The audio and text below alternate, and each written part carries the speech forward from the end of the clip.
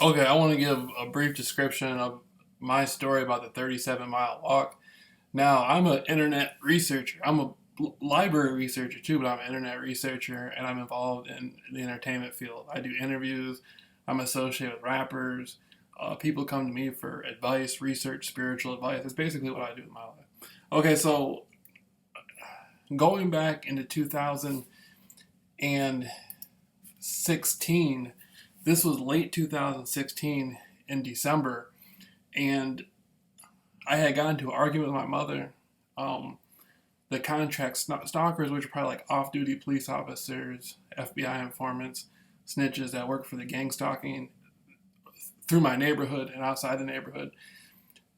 Um, I had got an argument with my mother, and I got angry at her, and a girl that I was friends with, like we were kind of dating.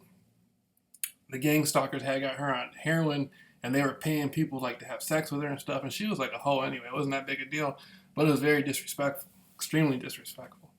And this happened at the Airline Motel in the summer 2016.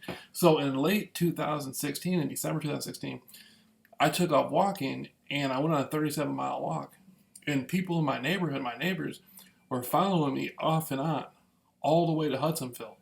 Like off and on, off and on. And the same technology they use through the phone, they were using it. And then the people they work with through this contract stalking, they were showing them, most likely showing them where to go to follow me. And so when I got to Hudsonville, a police officer pulled up and he was like, "Hey, you want to ride home?" And I was like, "No, I don't want to ride home." And then he said, "Well, we can't just leave you here. You know, you walked 37 miles." My goal was to go just walk to the next town. I had a check coming in my bank account. I was just going to get some liquor and stuff and get a hotel. And then when I got to where I was going, the ironic thing, the area I was supposed to be going, I got around the area. He shows up and like it wasn't even a choice. It was like an abduction. And the guy that lives next to me, that was in my mother's lawn, he was there. Like the people in the neighborhood followed me all the way out there, off and on. And this is the type of stuff that started in the summer 2015. Like people had just kept following me and following me around the neighborhood. I didn't know what was going on. I didn't know how community watch groups work. I didn't know what was happening. And so the people who followed me out there, they had to have been involved with me getting admitted into the emergency room at Hackley Hospital. And so, you know, that's something that is criminal. And the only reason they were able to admit me is uh, they admitted me involuntarily, saying saying on the basis of were people following me.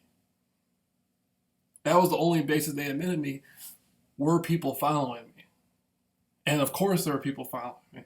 And so it had already been going on for a period of time before that.